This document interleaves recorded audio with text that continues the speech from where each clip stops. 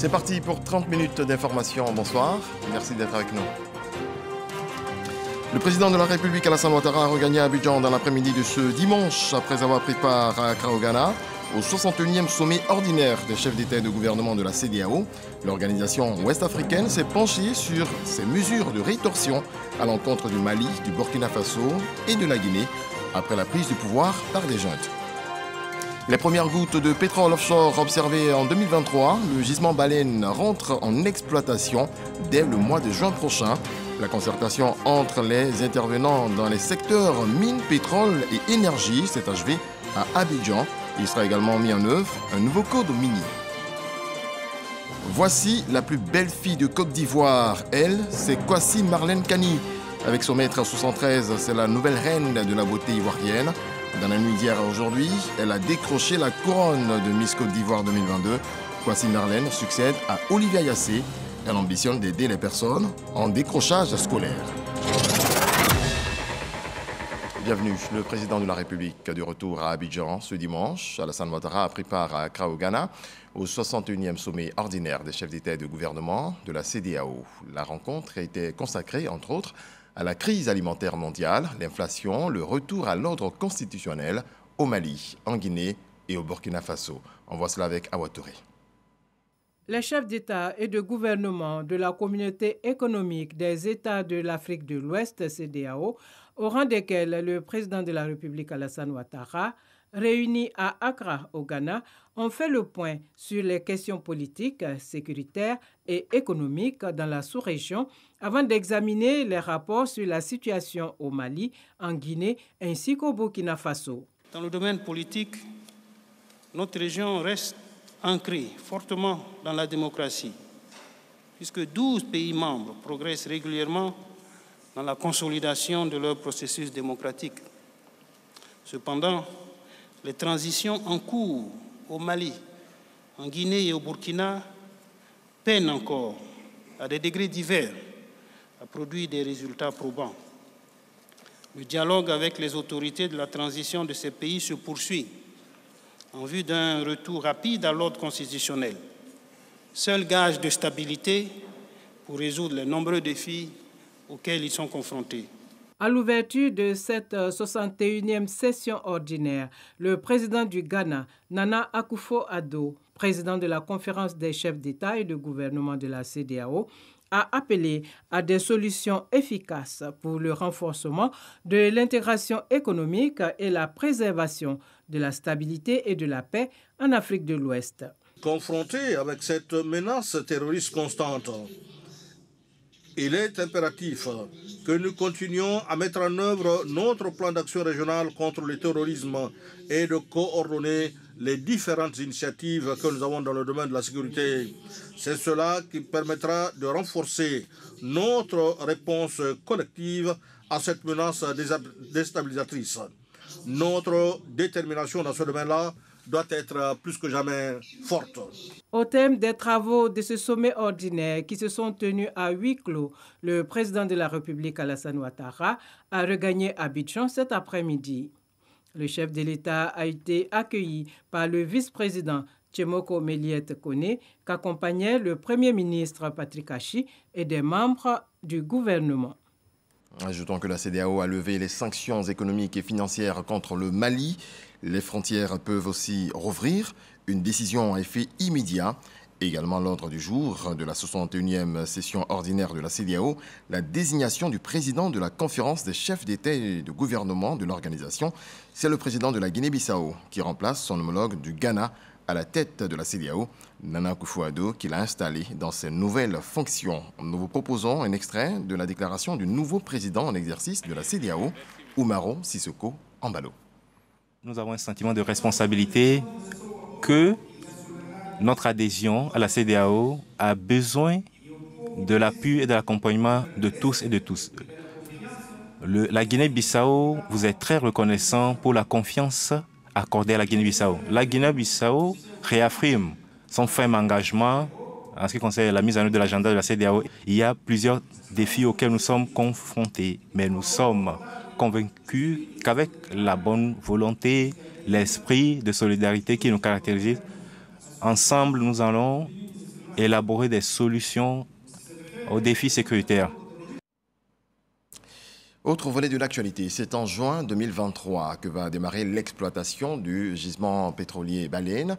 C'est ce qui ressort de la grande concertation entre les intervenants dans les secteurs mines, pétrole et énergie qui s'est achevée vendredi dernier à Abidjan.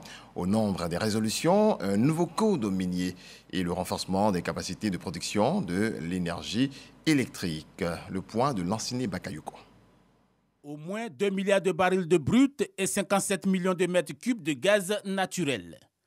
Avec la découverte de ce gisement dans ces blocs offshore, le gouvernement de Côte d'Ivoire finalise un planning d'exploitation afin de tirer le meilleur bénéfice économique et financier de ces deux hydrocarbures. La première goutte d'huile est pour le début du deuxième semestre 2023. À l'horizon 2026-2027, nous prévoyons une production de l'ordre de 115 000 barils par jour au niveau du pétrole brut et de 100 millions de pieds cubes par jour au niveau du gaz naturel.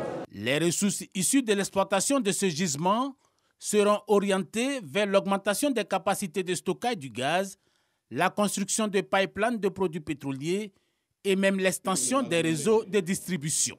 Au niveau de l'activité minière, le cadre réglementaire devrait être réformé via un nouveau code beaucoup plus attractif. Une des urgences, c'est vraiment de travailler à donner un peu de prédictibilité à notre secteur. Un, en s'assurant que les garanties de stabilité, notamment au niveau fiscal et douanier, qui sont consenties dans les conventions minières, soient appliquées. Deux, qu'il y ait certainement une meilleure coordination dans l'action des différents départements ministériels dans le secteur des mines. Des chantiers qui vont être la boussole du ministre Mamadou Sangafoua Koulibaly dans le déploiement de sa politique. J'ai noté la volonté partagée de tous d'œuvrer avec détermination à l'accélération du développement des secteurs des mines, du pétrole et de l'énergie. Bien sûr, en vue d'une participation plus effective de ces secteurs à la transformation structurelle de l'économie de notre pays. Cette transformation structurelle de l'économie nécessite un parc énergétique bien fourni. Pour l'heure, la puissance installée est de 2369 MW avec une projection de 4000 MW à l'horizon 2025. Quant au pétrole, sa contribution à la richesse nationale s'établit à 5% contre 3% pour les mines. Les élus locaux de l'espace francophone souhaitent avoir plus de moyens pour faire face au réchauffement climatique. Ils l'ont exprimé aux bailleurs de fonds ici à Abidjan. C'était à l'occasion de la 42e Assemblée générale de l'Association internationale des maires francophones, couplée avec la première COP15 des villes qui a pris fin samedi. Issa Tchonayo. Vulnérables face au dérèglement climatique, première émettrice des gaz à effet de serre, les villes ont décidé d'être à la pointe pour protéger leur population et leur santé. Cette décision, elles l'ont prise lors de la 42e Assemblée générale de l'Association internationale des maires francophones, AIMF, couplée avec la COP15 des villes à Abidjan. Cette rencontre entre les élus locaux du monde francophone a été l'occasion pour la présidente de l'AIMF, Anne Hidalgo, maire de Paris, de plaider au nom de ses pairs pour plus de financement de leurs actions. On agit, on fait beaucoup de choses, on cherche les moyens, les coopérations, mais parfois on est freiné et on se dit, si on se réunissait, si on avait plus de soutien de nos gouvernements, si on avait plus de liens avec aussi les différents décideurs des organisations internationales, peut-être que ça irait plus vite. Ces derniers temps, les effets du réchauffement climatique ont été durement ressentis dans la capitale économique ivoirienne lors des pluies diluviennes, occasionnant de nombreuses pertes en vie humaine. Pour mettre fin à ces catastrophes naturelles, le ministre-gouverneur Robert Begremambé a demandé plus de civisme au niveau des populations. Face à la détérioration du climat, tout le monde maintenant comprend la nécessité de pratiquer l'économie circulaire. À Abidjan, on a créé un institut d'économie circulaire dans lequel nous passons en étude toutes les potentialités que nous offre l'utilisation des ordures pour relancer dans l'économie ce type de matériaux. Donc, nous comprenons à partir des conclusions que tout le monde a partagé cette vision de dire que l'économie circulaire est un passage obligé. Cette première COP15 des villes organisées à Abidjan a également permis aux élus locaux et experts francophones de partager leurs expériences. Après les échanges au Palais de la Culture de Treichville, les délégués de l'AIMF ont visité la forêt du Banco. Le ministre d'État, ministre de l'Agriculture, Kobena Kossi Adjoumani, fait connaissance avec la politique agricole égyptienne. Les deux pays ont décidé de renforcer leur collaboration. Une déclaration d'intention de coopération a été validée à cet effet. Des jeunes Ivoiriens pourront se faire former en Égypte dans le domaine de la recherche et du développement des variétés culturelles. C'est ce que nous apprend Walter Amadou Ouattara. Siège du ministère de l'Agriculture et de la Bonification des terres de la République arabe d'Égypte. Nous sommes précisément au Caire, la capitale du pays des pharaons. Ici, le ministre égyptien et son homologue ivoirien en charge de l'agriculture valident un cadre consensuel de collaboration. Cette note d'intention de coopération contient 7 grands points, au nombre desquels le renforcement de la coopération dans le domaine de la recherche et du développement des variétés, notamment des cultures stratégiques dont la plus importante est le riz. Ravi, la partie égyptienne pense que les populations sont les plus grandes bénéficiaires du présent acte.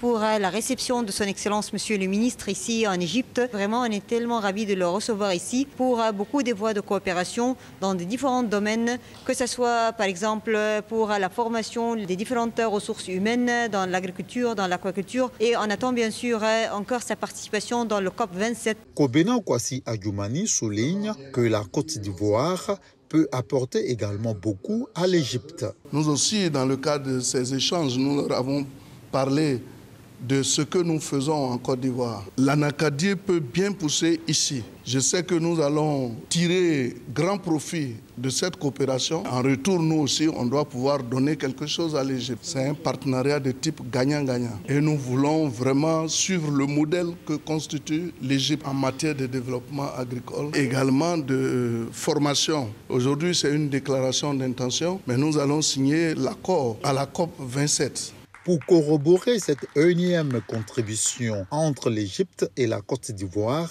des échanges de présents, la délégation ivoirienne rentre au pays avec symboliquement une touffe de riz. C'est une sémence sélectionnée qui produit entre 10 et 11 tonnes à l'hectare. Dans le journal de 13h au Dimanche Magazine, Herman Guivier a reçu Euphrasie Yao, la coordonnatrice du Compendium des compétences féminines, un outil de promotion de la femme mis en place il y a 10 ans maintenant. Ils ont parlé du bilan et des perspectives après la décennie écoulée. Voici un extrait. Les pays sont jugés surtout par la participation des femmes au plan politique. Donc ce que nous avons fait, quand on a atteint plus de 10 000 femmes, on savait qu'on avait une bonne base. Et on a formé plus de 1000 femmes en 2016, en 6 mois seulement. Et on a fait venir des experts de la politique pour leur permettre de se faire confiance, savoir se présenter, savoir convaincre, et on les mettait en situation réelle. Et ça donnait des résultats. C'est gratuit.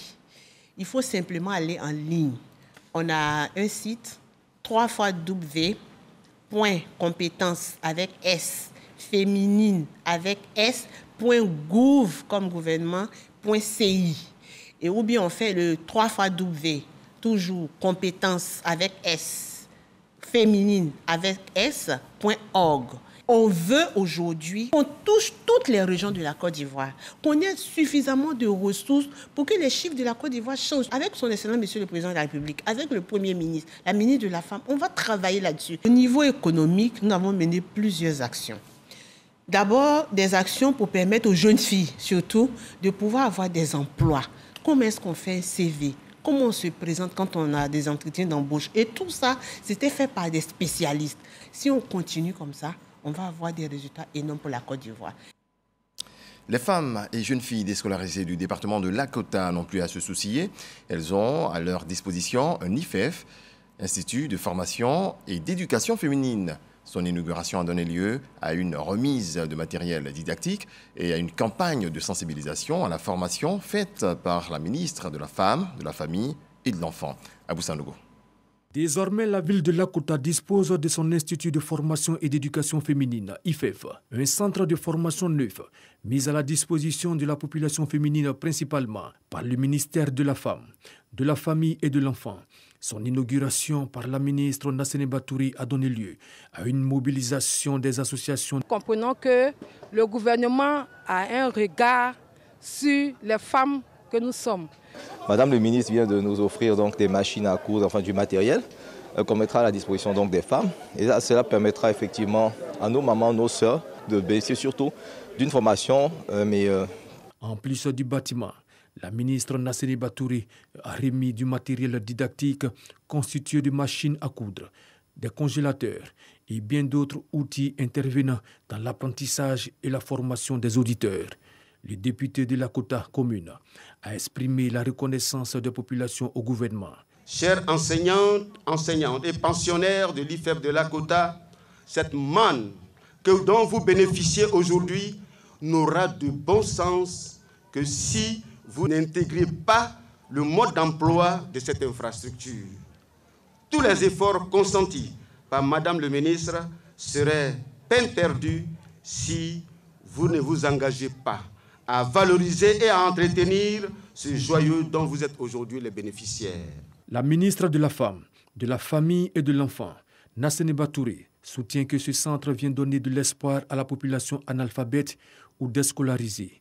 Selon elle, cet outil est la matérialisation de la volonté du gouvernement à investir dans le capital humain. Le gouvernement ivoirien, sous la conduite éclairée du président de la République, son Excellence Alassane Ouattara, fait du développement du capital humain l'épine dorsale de son action, de sa politique. Ce beau bâtiment des instituts de formation et d'éducation féminine, au nombre de 130 sur le territoire, constitue une opportunité de prise en charge éducative, une école de la seconde chance pour les populations féminines analphabètes ou déscolarisées de notre pays. Cette cérémonie a servi également de cadre à la remise d'engins et de matériel informatique d'une valeur de 45 millions de francs CFA aux directions régionales du ministère de la Femme, de la Famille et de l'Enfant dans le cadre de la lutte contre le travail des enfants dans les zones cacaoyères. Un don de l'ONG ICI, International Cacao Initiative, au gouvernement ivoirien pour éradiquer ce phénomène du territoire national. On reste dans l'univers des femmes. Plus de 2000 épouses de militaires célébrées. La rencontre s'est déroulée à la place d'armes du camp militaire d'Akouedo. C'est une initiative de l'Association des épouses de militaires de Côte d'Ivoire, AEMC. Astou Touré Danyogo. Les épouses de militaires de Côte d'Ivoire célébrées ce samedi à l'occasion de la fête des mères. Moment de fraternité, de gaieté et de convivialité au rendez-vous de cette cérémonie d'hommage. Occasion pour elles de mettre en exergue les conditions de vie de l'épouse militaire et d'émettre quelques doléances pour leur autonomisation. Nous encourageons au développement de l'entreprise et de l'initiative privée de nos membres. Elles qui ont besoin de ressources pour la fabrication et la vente de la tchéké dans nos casernes.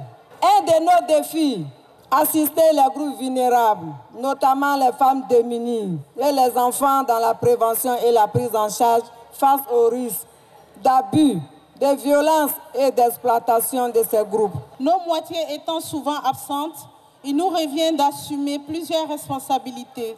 Les épouses de militaires sont multitâches et multifonctions en tout temps. Elles méritent donc que l'on fasse une pause pour les célébrer. La ministre de la fonction publique, Anne-Désirée Ouloto, salue l'initiative. Elle les exhorte à soutenir leurs époux afin de garantir et maintenir la paix en Côte d'Ivoire. Je voulais vraiment venir vous encourager, vous féliciter, vous remercier pour tout ce que vous apportez à la Côte d'Ivoire. Pour que ces hommes qui sont assis là soient bien dans leur tête pour défendre la Côte d'Ivoire, il faut qu'ils aient des femmes aptes à la maison. Cette rencontre, présidée par le ministre d'État, ministre de la Défense, Teni Birahima Ouattara, représentée par son directeur de cabinet adjoint, Touré Sori, a été également l'occasion de célébrer les papas et leur dire merci pour leur appui. C'est la famille qui a célébré et nous, en tant que pères, nous en sommes aussi honorés. Donc nous disons aussi merci à nos mamans, merci à nos filles, merci à nos sœurs de nous honorer chaque jour et d'essayer de partager nos quotidiens. L'Association des épouses de militaires de Côte d'Ivoire a été créée en février 2002. Elle œuvre pour l'autonomisation de la femme et l'amélioration de leurs conditions de vie à travers des projets dans le domaine de la production de l'attiqué et de la culture hors sol. L'édition 2022 de la Fête des mères de l'AMC est placée sous le parrainage de la ministre de la Femme, de la Famille et de l'Enfant. Jetons à présent un coup d'œil sur la pandémie à coronavirus et le point de ce dimanche.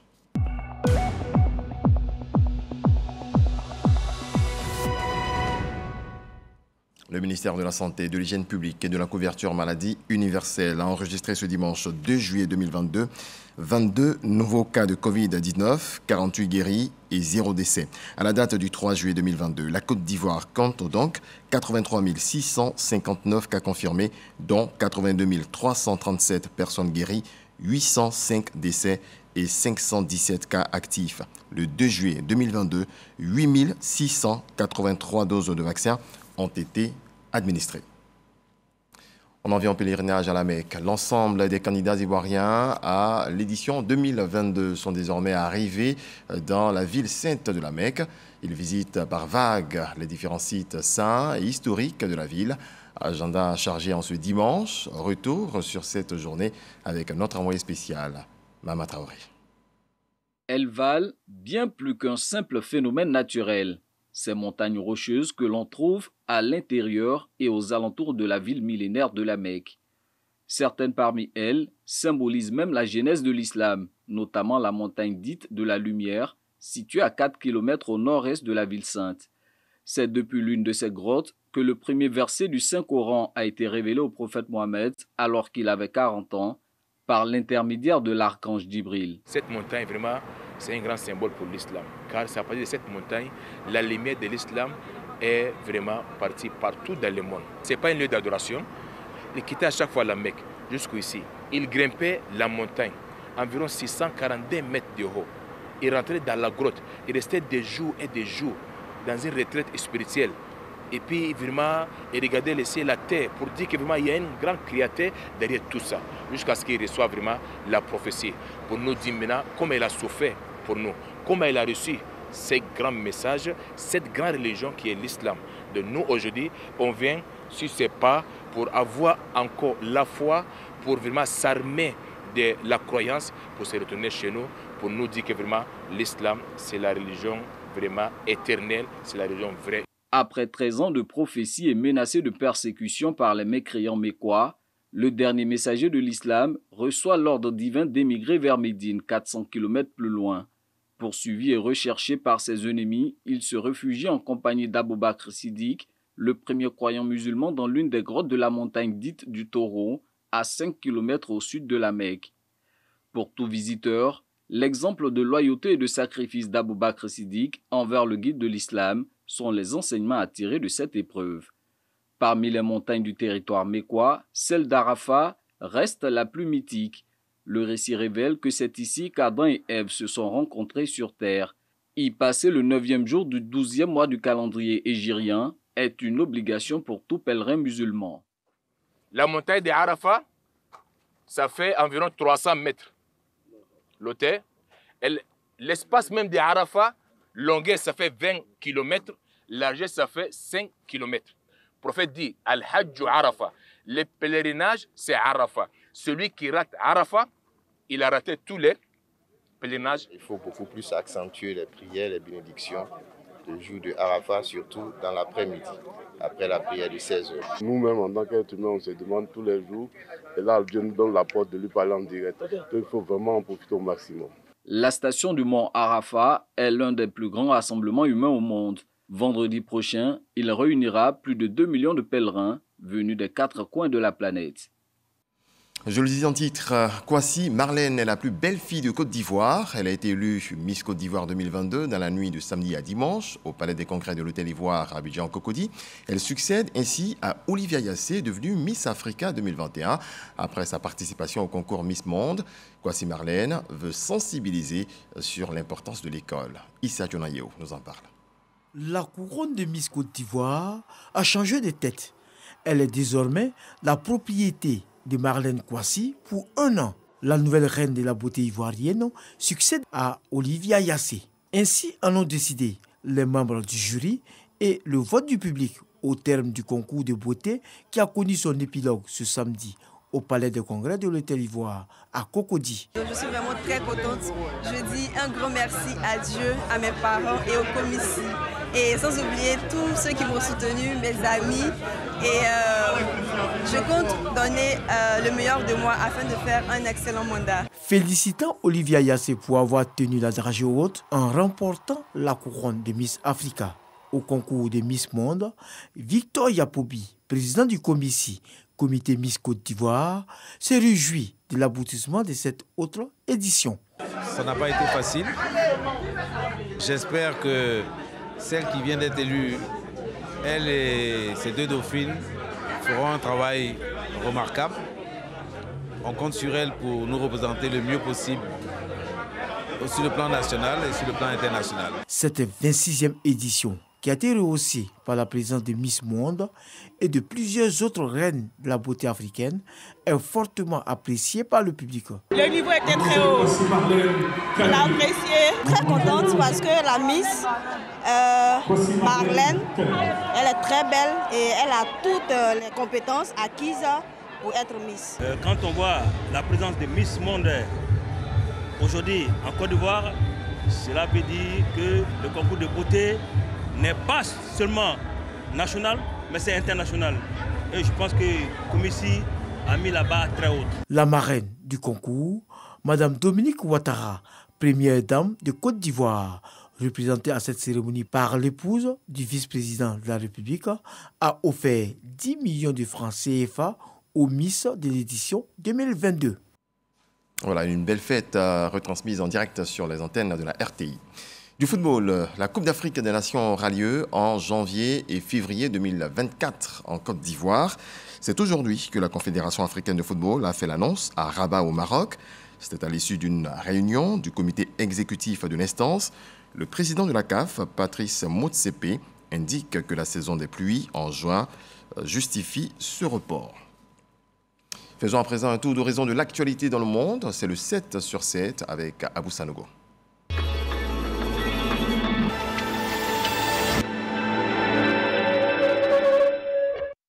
Au moins 10 personnes ont été tuées et plus de 40 autres blessées dans une frappe de missiles russes ce lundi 27 juin sur un centre commercial très fréquenté dans le centre de l'Ukraine, a annoncé le gouverneur régional, avertissant que le bilan pourrait s'alourdir.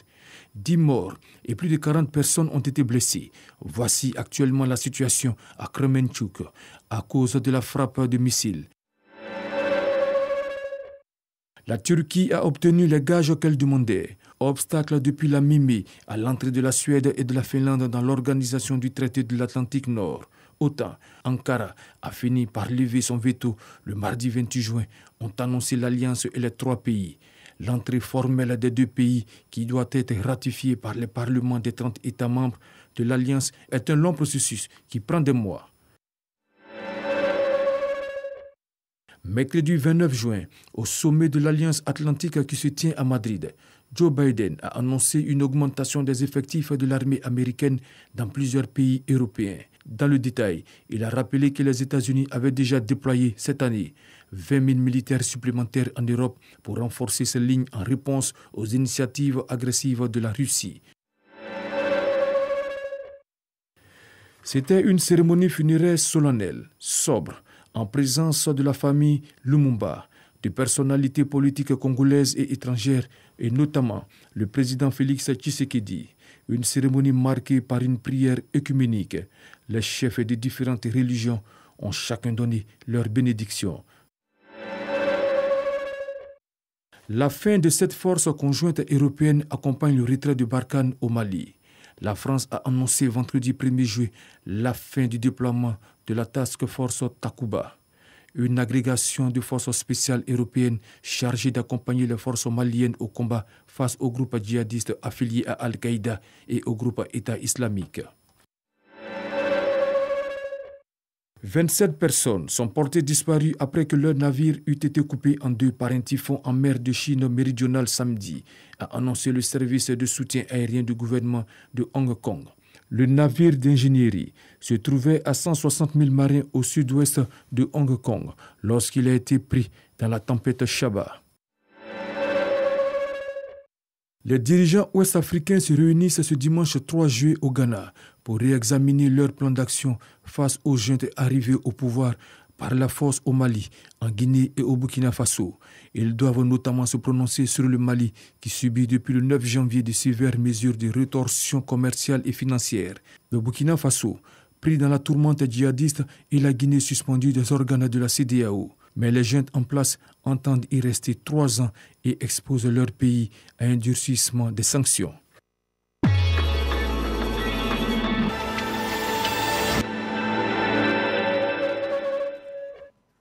Ajoutons pour être complet sur cette dernière information que la CEDEAO a levé les sanctions économiques et financières contre le Mali.